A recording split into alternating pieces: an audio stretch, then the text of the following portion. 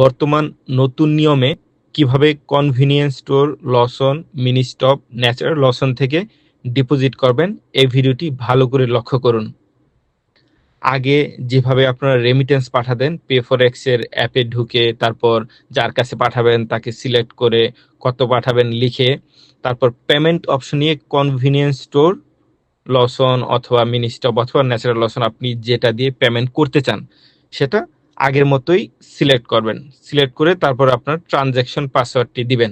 দুইটা serial number আসবে, একটা কাস্টমার নাম্বার, দ্বিতীয় হচ্ছে কনফার্মেশন নাম্বার।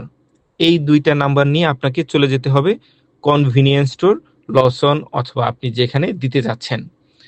যাওয়ার পরে সেইখানে আপনি লপ্পি মেশিন খুঁজে বের করবেন। লপ্পি মেশিন, LOPPI, লপ্পি মেশিনে যাওয়ার পরে আপনি প্রথমেই উপরে দেখতে পারবেন বাম পাশে লেখা আছে কাকুসু বাঙ্গো।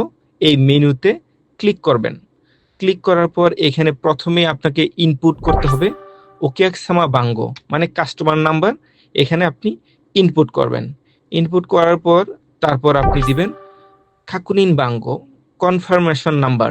এখানে ইনপুট করার পর তারপর এখানে একটু ডিটেলস আসবে, এগুলা চেক করবেন। চেক করার পর নিচে ডান পাশে হাই বাটনে ক্লিক করবেন। ক্লিক করার পর আবার পরবর্তী অপশনে যাবে, ওইখানে আবার সবকিছু ঠিকঠাক আছে কিনা চেক করে আবার হাই বাটনে ক্লিক করবেন। আপনার একটা রিসিট বের হয়ে চলে আসবে। রিসিটটা বের হওয়ার 30 মিনিটের ভিতরে আপনাকে উক্ত লসনে বা উক্ত কনভিনিতে আপনার পেমেন্ট করতে হবে। পেমেন্ট করার পর তারপর স্বাভাবিকভাবে আপনি এটা আপনার ট্রানজ্যাকশন হিস্ট্রিতে দেখতে পারবেন আপনি কত টাকা পাঠিয়েছেন বা কাকে পাঠিয়েছেন। তারপর বরাবরের মতোই আপনাকে অপেক্ষা করতে হবে। খুব দ্রুতই আপনার রেমিটেন্সটি আপনার গ্রহণকারীর কাছে পৌঁছে যাবে।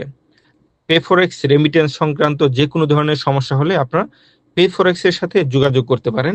পে4এক্স এর সাথে যোগাযোগের সবচেয়ে সহজ মাধ্যম হচ্ছে ফেসবুক আইডি দিয়ে।